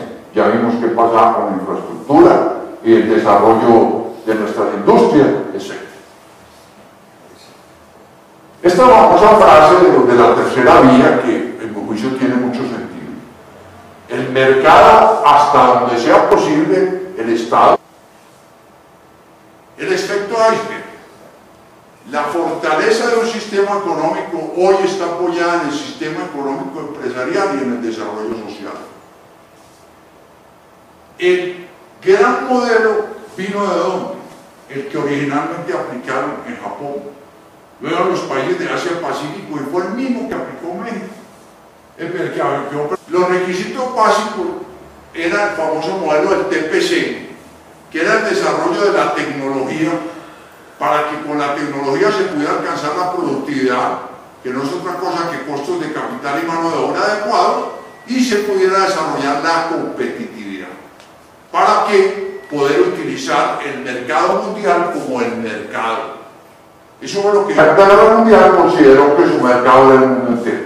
Al principio le fue muy mal, porque no tenían calidad. Se preocuparon por adelantar la sanidad con el apoyo de Estados Unidos.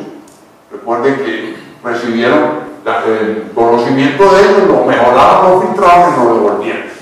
Todo aquello, el control total de calidad y demás.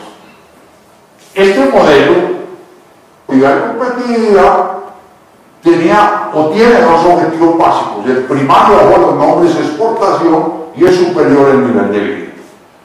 Para desarrollarlo tiene que haber políticas consecuentes. Miremos, aunque sea en forma rápida, vamos pensando en Colombia. Política macroeconómica de baja inflación, sabemos que lo hemos logrado. Alta inversión, veníamos bien. Bajo endeudamiento, tenemos aquí un problema muy serio que no ha sido solucionado. Presupuesto equilibrado.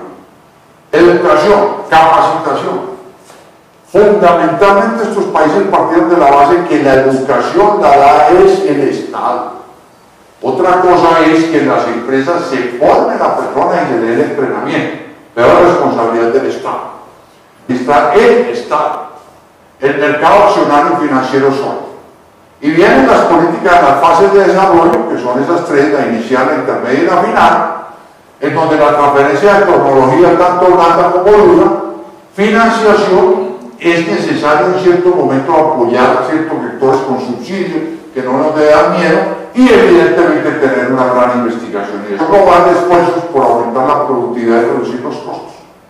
Recordemos que los objetivos primarios era la exportación y encontramos entonces que las políticas son adecuadas de comercialización. Por ejemplo, Japón Cuando yo estaba en Triogas, que fuimos a hacer una gran importación que necesitábamos de cilindros, los cuales vamos a nivel mundial, para no alargar la historia, finalmente contratamos con una empresa japonesa.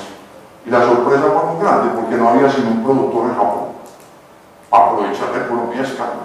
Pero había 3 comercializadores que funcionaban totalmente independientes para poder ganarse los mercados de acuerdo a sus condiciones.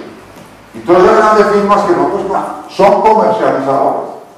Una cosa es la producción, otra cosa es la comercialización. Pero otro aspecto era el aspecto idiomático. Si uno compra, por ejemplo, una maquinaria, es normal que las personas de alto nivel en la empresa hablen inglés. Y puede que la negociación se haga en inglés, aunque a veces es peligrosa la negociación en un idioma como el tuyo. Pero cuando esa maquinaria llega y la van a montar, ni los mecánicos ni demás hablan inglés. Y si les va a dar entrenamiento en el manejo del equipo, los operarios no hablan inglés. ¿Qué hizo Japón?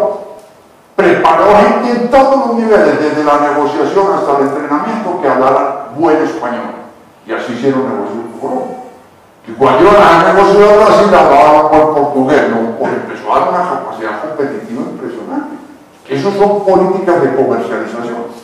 Pero lo más hermoso de este modelo ha sido que, específicamente, que el objetivo de un hombre superior era el nivel de vida. Por eso, como objetivo político, el objetivo era la redistribución del ingreso. El gran éxito está ahí. Aumentar la capacidad de consumo. Fuera que puede tener un sentido altruista, muy humano, todo eso es hermoso. Pero además es que es un excelente negocio. Si usted logra que vaya mejorando el nivel de vida de la gente, entonces está aumentando su capacidad de consumo. Al aumentar su capacidad de consumo, entonces tiene una gran capacidad de consumo interno para poderse fortalecer. Y eso fue el milagro japonés y ese es hoy el milagro chileno. Cuando estuvo la Bachelet aquí en junio del año 2010, tuve oportunidad de escucharla, pero le produzco esto porque me gustó mucho la charla de ella, que salió en Portafolio, y le hacía la pregunta: Chile es un modelo también en disminución de la pobreza. ¿Cuál ha sido la clave del éxito? Que no solo el crecimiento económico. Yo no creo en la teoría del chorreo, según la cual, si la economía crece, sus beneficios van cayendo a todos lados. Todas las desigualdades requieren políticas afirmativas específicas. Cuando usted no tiene igualdad de oportunidades, tiene que darle más a los que vienen más rezagados. Y en ese sentido, las sociales por el otro, nos permitieron ir desarrollando programas que fueron la esencia de los programas, a la esencia de los problemas. Sabemos que el éxito de un país está en ¿qué? En tener objetivos nacionales permanentes que garanticen el desarrollo armónico de los poderes del Estado. Lamentablemente en Colombia hemos estado perdidos en eso. Lo pongo hasta un 5-3 si yo fuera profesor de ustedes, cosa pues que, perdonen que ponga así ejemplo, y les dijera, vamos a hacer un quiz. Por favor escriben los grandes objetivos nacionales. Para mí sería facilísimo ahora corregir. Porque todo el nivel espiritual yo le ponía cero. Está inventando. Es una realidad.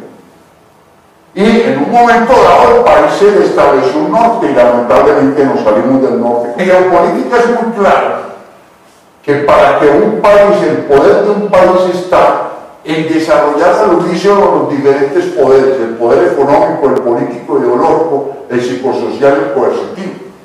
Si un país desarrolla un poder a costa del otro, se desequilibra y pierde el potencial del poder. O sea que ese núcleo vital, ese hardware, debe ser reforzado equitativamente. No, vamos demasiado lejos. Empecemos en el año 1970. Tenemos al doctor Misael Pastrana Borrero de presidente, el cual entonces traza sus famosas 4 estrategias. Reconozcamos que 2 de ellas funcionaron muy bien. La de la exportación y la de construcción, que luego fueron lamentablemente deterioradas. Las otras 2 no le funcionaron. Vuelve a jugar la parte agrícola y la parte del doctor Alfonso López Miquel, se desconoce totalmente lo anterior y traza los famosos planes para cerrar la brecha. Llega otro gobierno liberal, el del doctor Turbay, y Plaza, entonces el plan de integración nacional. Todo esto le va cambiando el camino al país. Llega entonces el doctor Belisario Betancourt con cambio, con equidad. Llega el doctor Barco y traza el plan de gobierno bastante interesante y hizo cosas muy importantes para el país. Lo que pasa es que nadie se dio cuenta. Porque es que cuando Barco nos hablaba en español no lo entendíamos, en inglés menos. Llega César Gaviria, que había sido el ministro de gobierno de Barco. Lo lógico es que hubiera seguido las políticas del mismo partido, venía del mismo gobierno. De hecho, Barco, entre otras, en ingeniería, que aquí nos lo expusieron, y ha sido un tema muy interesante, el doctor Guillermo Gómez y otros autores han venido volviendo a analizar lo que fue el famoso puente terrestre interoceánico, que era el gran proyecto Barco. Si se hubiera logrado desarrollar, ¿en dónde estaríamos en Colombia? No habría habido guerrilla en Urabá, otra serie de beneficios. Hoy ya construyeron el ferrocarril, ya están haciendo el otro canal, que era la gran oportunidad del canal seco, que estuvo incluso con estudios de ingeniería al detalle. Llegó Gaviria y destruyó todo eso, porque vino con el chip después de la apertura y necesitaba las carreteras para la apertura. Eso lo digo de manera de ejemplo. Entonces, Gaviria con la revolución pacífica. Llega otro gobierno liberal, el Salto Social de Samper, traído con cambio para construir la paz. Llega Álvaro Uribe en su primer periodo hacia un Estado comunitario, el cual lo refuerza en el segundo Estado comunitario, desarrollo para todo, basado en la política de la seguridad democrática que enseguida lo fortalece. Si miramos desde el punto de vista del orden público, es un péndulo, porque si nosotros miramos el gobierno de César de Turbay, fue con gobierno de diálogo. Llegó Virgilio Barco, confrontación. César Gaviria, diálogo. Samper, confrontación. Pastrana, diálogo. Llega Álvaro Uribe, confrontación, y llega el presidente Santos. Entonces nos plantea más empleo, menos pobreza, más seguridad, y se compromete con continuar en su tercera fase reforzada, por eso, con lógica, lo llamó la prosperidad democrática. Se comprometió a cuidar los tres proyectos de Uribe. El 21 de junio de 2010, de la seguridad democrática, la confianza inversionista y la cohesión social. El gobierno de Uribe por primera vez plantea el objetivo nacional de Estado, y era salir de la gran problemática en que estábamos. Y por lógica, lo primero que había que hacer era alcanzar la seguridad. Recuerden que no podíamos circular por las carreteras. Recuerden que cerca de 400 alcaldes no podían ejercer desde la cabecera municipal. Entonces, lo primero que había que dar al país era seguridad, que se pudiera y que los alcaldes pudieran ejercer desde su capital, lo cual no era fácil. Una vez logrado ese avance en seguridad, entonces eso llamaría la posibilidad de la inversión. Por eso era el segundo huevito, la confianza inversionista. Y la verdad, se ganó una gran confianza inversionista. Un montón de colombianos que se habían llevado la plata la empezaron a traer. Y aquí Campillo, que conocemos. Y se volvió atractivo para un montón de extranjeros también traer su plata a Colombia. Y ya con la plática venía la famosa cohesión social, que era pues lograr desarrollo económico con desarrollo social. Es un hecho que todo no se podía hacer de una vez y en un tiempo corto. Se requería un tiempo como era el desarrollo. No se podía tampoco abandonar, que no se podía abandonar la seguridad, porque entonces volvíamos a caer en situación similar. Entonces todo lo que está pasando, obviamente eso espantaría nuevamente la inversión, la parte de seguridad, y entonces se tendería a invertir el poder. Álvaro Uribe en junio del 2003 lanza la política de defensa y seguridad democrática, y lo quiero enfatizar porque fue el que lanzó la política de la seguridad democrática con todo su compromiso de él y todo su gobierno, y era lo que se había comprometido con nosotros los colombianos. ¿Qué era la seguridad democrática? Seguridad, prosperidad social. La seguridad, la confianza, el crecimiento económico y el desarrollo social se refuerzan mutuamente, tesis básica. Y ahí surgía todo el círculo virtuoso de la seguridad. La inversión en seguridad se lograría confianza y estabilidad. Con confianza y estabilidad se aumentaría la inversión privada. Con la inversión privada se fomenta el crecimiento económico. Con el crecimiento económico entonces habrá mayores impuestos que posibilitan la inversión social. Con la inversión social habrá mayor bienestar social, la satisfacción de las necesidades, que a su vez dan mayor inversión. Viene el gobierno del doctor Santos y lanza la política integral de seguridad y defensa para la prosperidad, que se supone que es mantener la política anterior por la cual votamos 9 millones de colombianos, entre ellos yo, que soy un arrepentido sin lugar a dudas, y nos prometió todo el énfasis en la prosperidad. Pero vean los hechos curiosos, no tiene el talento, me atrevo a decir, de poderlos en un momento dado captar. ¿Quién lanzó la política integral de seguridad y defensa para la prosperidad? No fue el presidente Santos, fue su ministro de defensa. El 24 de mayo de 2011, el ministro de defensa es el que la presenta al país. Y no hubo claramente un compromiso atrás del presidente de la República. Pensado mal de una cosa, pero bueno. Entonces, en cuanto a la prosperidad, él la afianza en sus famosos 5 locomotores. En alguna ocasión, cuando habíamos algún contacto con Santos, yo le estaba ayudando por allá en la campaña en el Quindío, cuando estaba en campaña, yo estaba trabajando en el Quindío. Tuvimos oportunidad de decirle, presidente, muy bien las 5 locomotoras, pero es que a usted se le olvidaron dos muy extrañados. ¿Cuáles? Pero primero, presidente, la educación, la que conduce verdaderamente a generar el valor, como acabamos de ver, el gran generador de riqueza es el conocimiento, y por ninguna parte figuraba como locomotora la educación. Y la otra era, por razones obvias, ¿quién es el gran generador de liquidez? ¿Quién es? Y el fuerte de la producción está ¿dónde? En la industria y en la agricultura.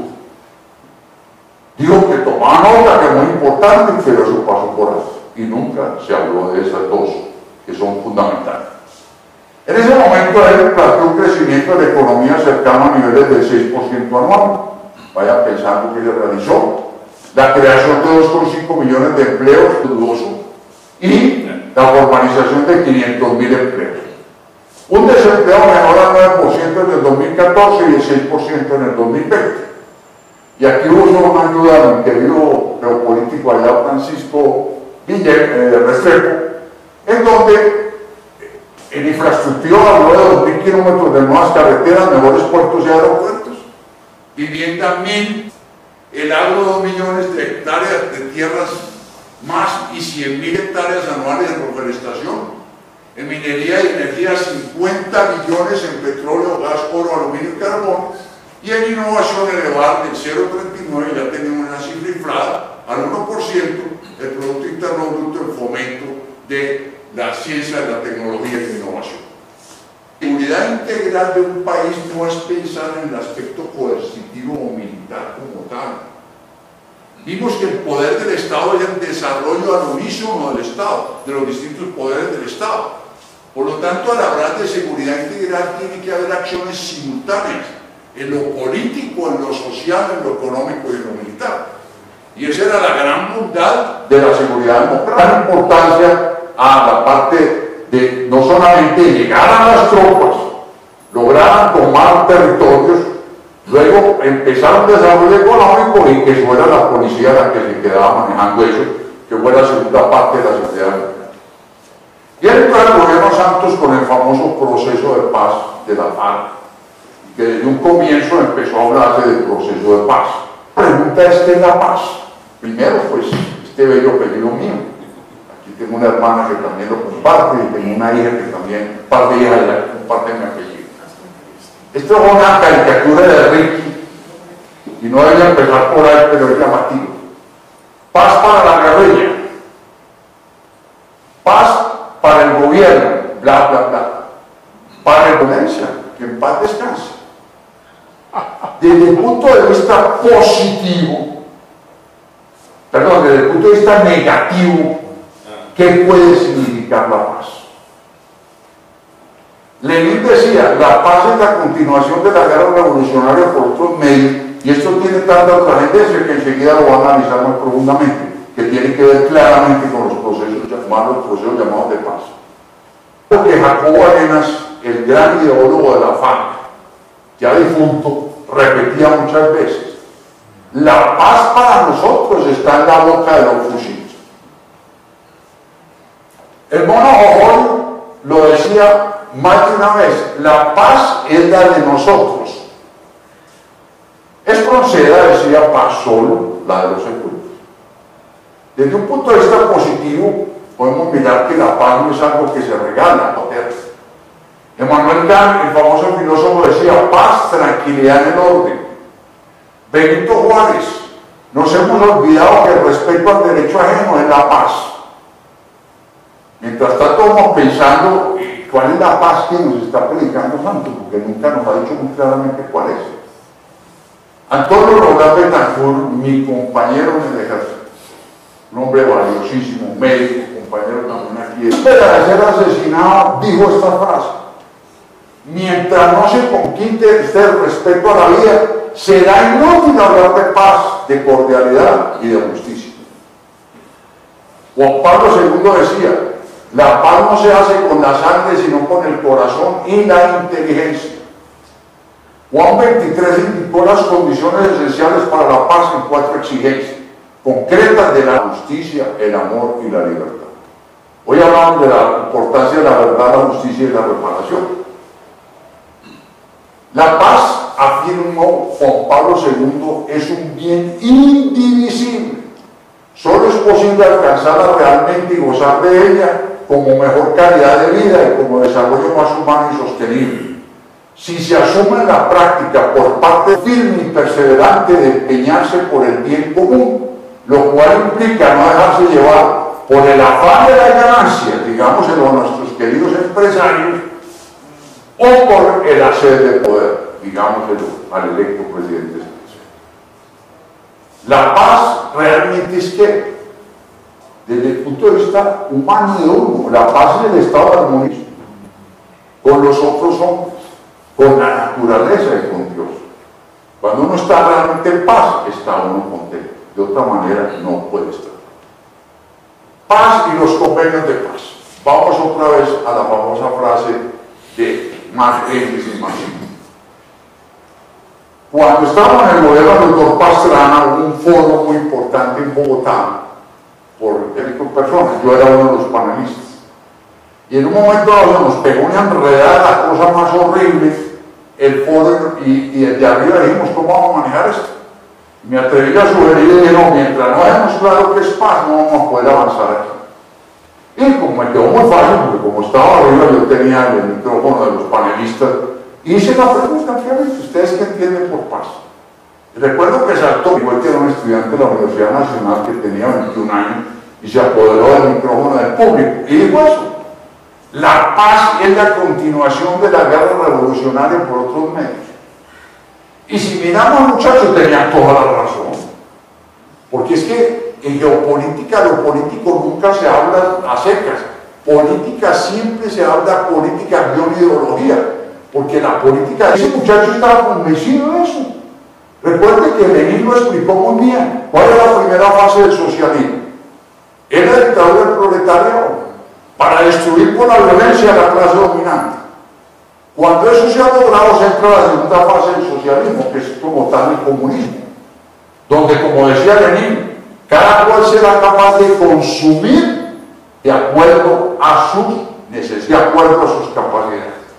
No es una belleza el ofrecimiento. Si nos están ofreciendo el paraíso terrenal en la tierra, y las religiones nos lo ofrecen en el otro mundo.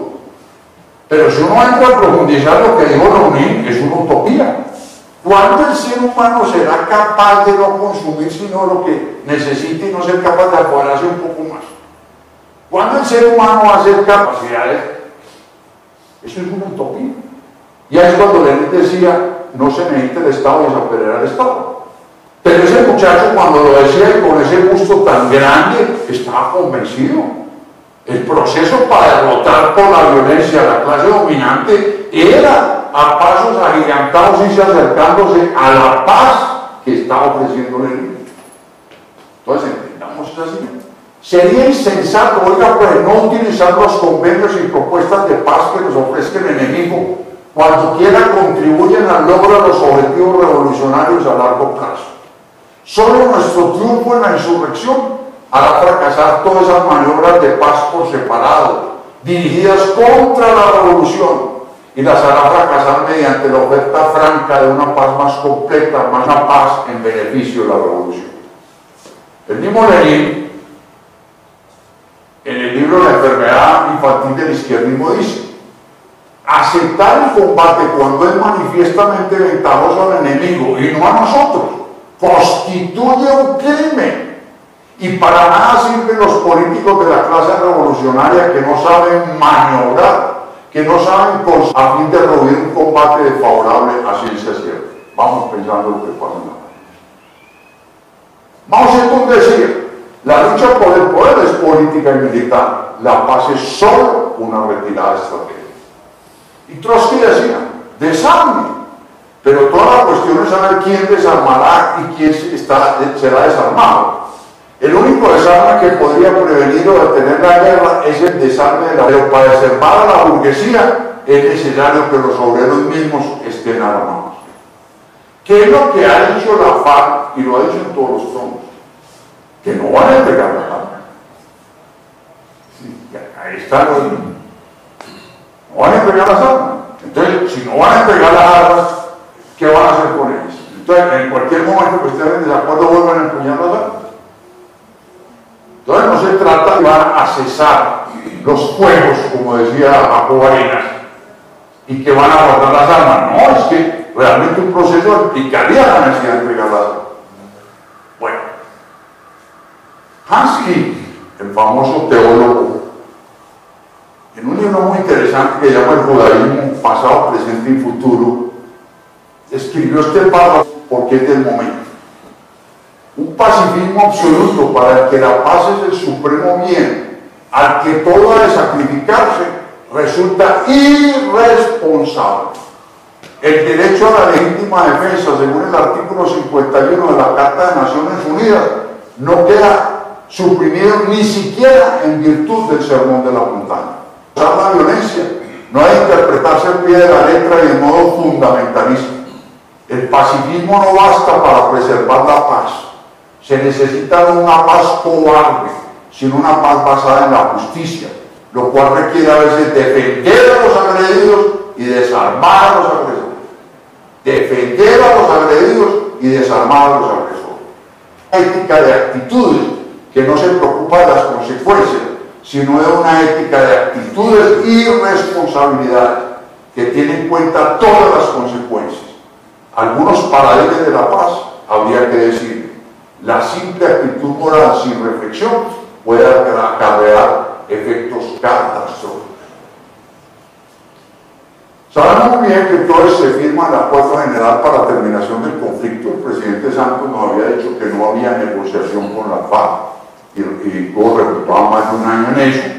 Y entonces se plantean los famosos 5 puntos que todos ustedes conocen. Ya se dice que han negociado 3. Yo me he leído y releído, y aquí hay muchos expertos que también lo han hecho, y no he podido encontrar dónde está el acuerdo. ¿Qué hay de fondo? Nos dicen que hay un montón de información que no ha acordado, no hay nada acordado. Entonces hay un montón de cosas que se han acordado y desconocemos los colombianos. Pues ojalá sean unas cosas, bueno, pero yo dudo, porque no se ha dicho. Si ustedes miran la parte de la agrícola, en Colombia nadie ha sido capaz de manejar bien el problema del campo. Y es un hecho, pues, que la reforma agraria no ha habido, y sería incluso hasta utópico pensar que sea el campo por un acuerdo con un grupo subversivo, pero bueno, ojalá sí. ¿Qué es lo importante que dijeron ahí que habían acordado? Las famosas reservas campesinas. Esa es la gran bandera, que no es otra cosa que dar una fortaleza para que empiecen ahí toda una serie de movimientos políticos con efectos que no hay que desconocerlo, porque ya tenemos varias republiquetas de eso. Si ustedes miran, por ejemplo, lo que fue el acuerdo con el narcotráfico, que corrieron a firmarlo ahí pues como bandera electoral, ¿qué es lo que hay de fondo? Por favor, si alguno lo ha encontrado, díganmelo, porque es que yo no lo puedo encontrar. Lo más relevante fue que el gobierno se comprometió a que no sigue habiendo expresiones aéreas. Pues que era la gran arma para destruir los cultivos en forma masiva, porque su eficiencia es muy baja. Pero yo no encontré nada importante. ¿Dónde está claro que la FARC se comprometan a dejar el narcotráfico? Aunque muchos periodistas lo digan, pero por lo menos lo que divulgó el gobierno en la declaración conjunta que dieron, en ninguna parte se ve el compromiso de narcotráfico. Bueno, podemos decir que ojalá en lo que está a punto si haya una verdadera expresión. Me permito poner unos puntos de vista personales, activo conocido y los planteamientos hechos por los voceros de la FARC se advierten los siguientes peligros. Número uno, que cause detrimento a las instituciones y especialmente a los organismos de seguridad del Estado. Número dos, que ponga en peligro la democracia, concepto de lo políticamente correcto sobre lo moralmente justo. Estamos cayendo en una cosa supremamente grave. El acuerdo no genera la esperada paz duradera, dado el compromiso de las FARC con el narcotráfico y las habilidades de la izquierda radical que las apoya, y las debilidades y los afanes del gobierno del presidente Santos. Cuarto, si fracasan, continuará el conflicto, pero con unas FARC más fortalecidas, como sucedió anteriormente, y ahora además tráfico y apoyadas por el Foro de San Pablo. Quinto, puede conducir a una paz inestable pero duradera, bajo un régimen marxista al estilo del socialismo siglo XXI de Chávez. Recordemos que se negocia en Cuba con el apoyo de Venezuela. Tienen toda la campaña presidencial que fue de una gravedad, en mi opinión, extrema. Porque partió del presidente de la República en dividir el país. Personas, después de lo que hemos visto ya clarificando qué es la paz en términos de paz. Los que podemos estar en desacuerdo con algunas de las formas como se están haciendo los acuerdos en La Habana, no somos enemigos de la paz. Algunos hemos puesto el pellejo en toda la defensa también de esta querida patria, para que nos vengan a calificar pues de que somos guerreristas y que estamos en contra de la paz. Y esa fue la gran campaña del presidente Santos, que terminó la primera vuelta de las elecciones. Para no ir muy lejos, el presidente Juan Manuel Santos calificó a sus detractores como enemigos de la paz y dijo que carecen de argumentos para atacar al gobierno.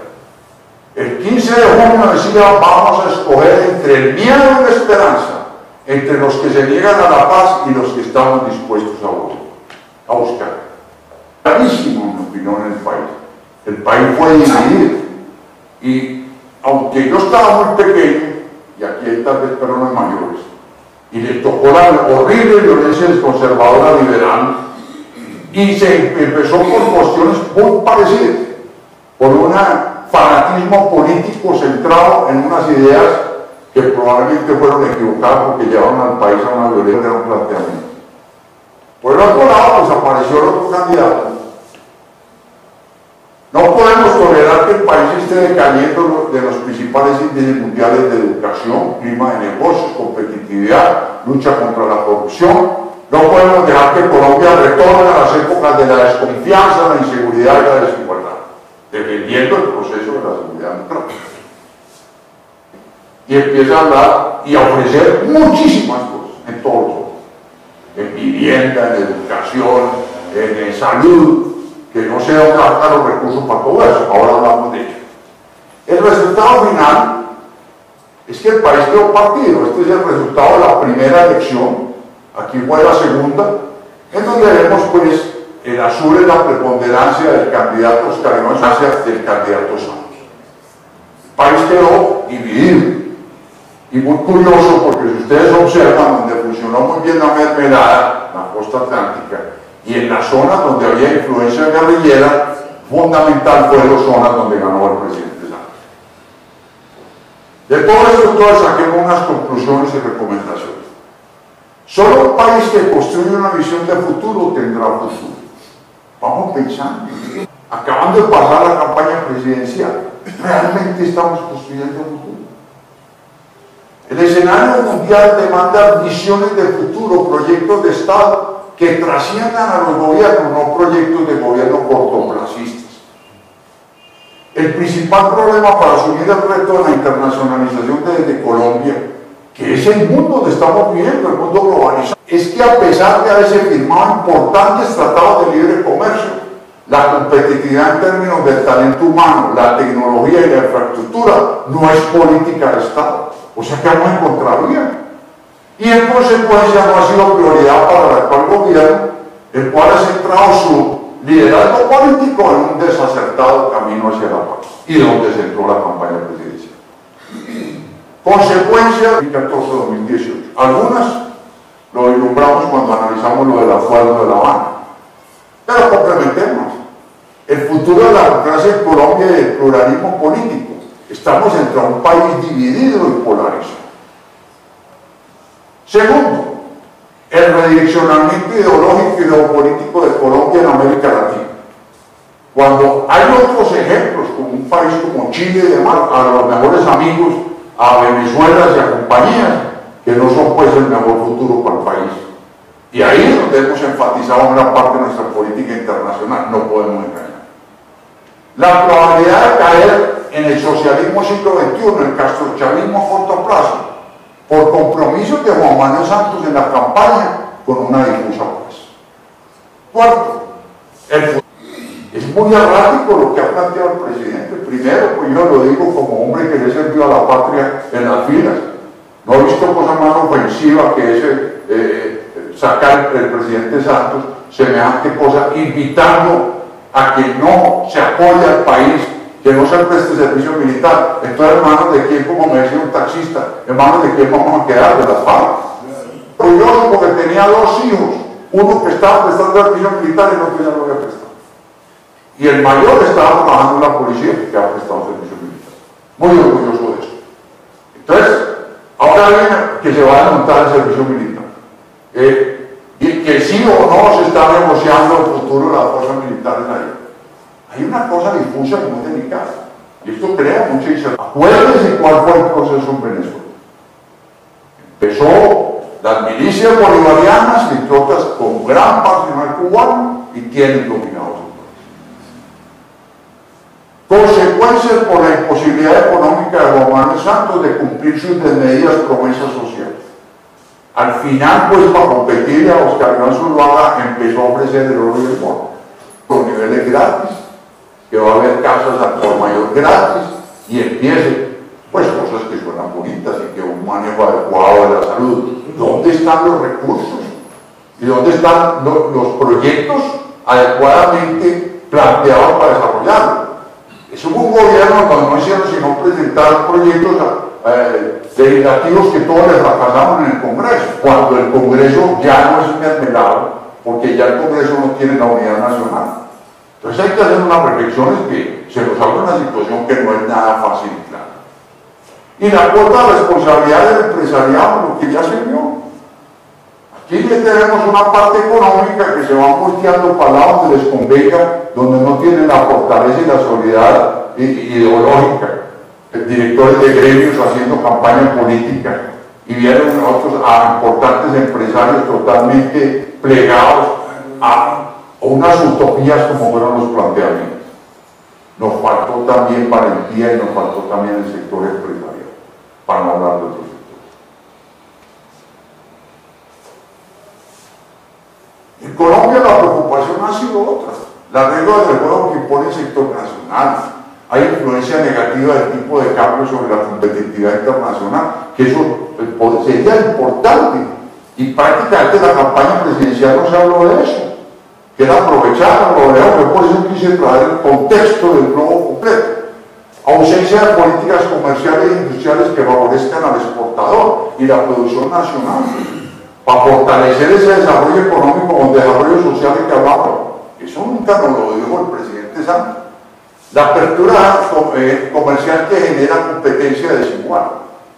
Me impresionó mucho en la Asamblea de la ANDI del año 2012 estas palabras de Carlos Enrique Moreno, a quien aprecio bastante porque fue mi vicepresidente administrativo cuando yo era presidente de Industria Metalúrgica, por un hombre de unas cualidades. Sí, cuando presente el presidente Santos, que se molestó mucho. Entre las cosas que le digo esto: es el gobierno el que no permite que el país sea competitivo, pues aquí se pagan las tarifas de energía y gas, los peajes, los fletes más caros de la región.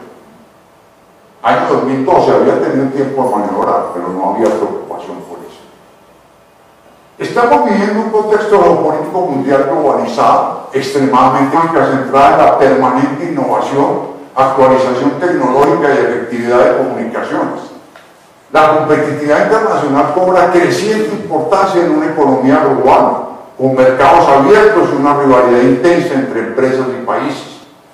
La competitividad internacional se deriva de los factores propios de cada país, de las ventajas relacionadas con ventajas específicas que desarrolla cada empresa. Cada uno de nosotros debe manejar con efectividad el propio espacio que le corresponde en esta patria colombiana. Primero, uno mismo, su familia, su círculo próximo de trabajo y sus amistades.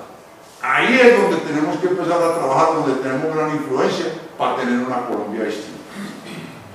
La realidad que nos anima debe ser un sello, el cual exprese que nuestra manera de vivir se contagie en la sociedad en equidad, que no sean simplemente palabras oportunistas en una elección. Que la vida sea mejor donde cada uno de nosotros, miembros de la sociedad antioqueña y géneros, podamos llegar. Propongamos a eso, que seamos realmente en el verdadero sentido y que pensemos en la equidad frente a todas estas otras personas que podemos apoyar con estas profesiones tan fabulosas que son la ingeniería y la arquitectura. En la sociedad colombiana la tarea es enorme, máxima en un escenario global. No seremos equitativamente globales si no dejamos improntas locales de desarrollo y seguridad